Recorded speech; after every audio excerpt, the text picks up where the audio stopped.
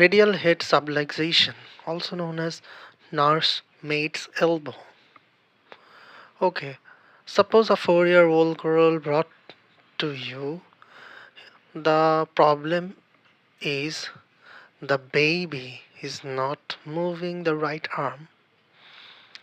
He was previously playfully he was previously playing normally, but when her father swung her by hands, she starts crying suddenly and refused to use her right arm. That's the clue. Right arm is extended downward and the forearm is pronated and avoids moving it.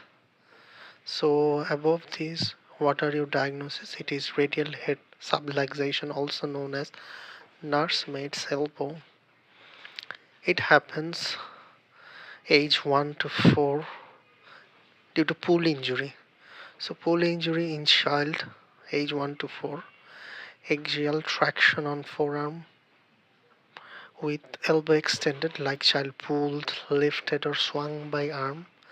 Annular ligament slips past radial head and becomes trapped in the radiohumeral joint. Physical finding is arm is held with elbow extended and forearm pronated. Pain with forearm or elbow movement with or without mild tenderness over the radial head and no swelling or deformity or tenderness. Radial head subluxation. Its clinical diagnosis. For this, no post reduction imaging or care is required. So in here the main thing for management is reduction. Reduction is done in two ways, like hyperpronation of the forearm, or you give traction by fixing the radial head, then supination, and then flexion of the elbow.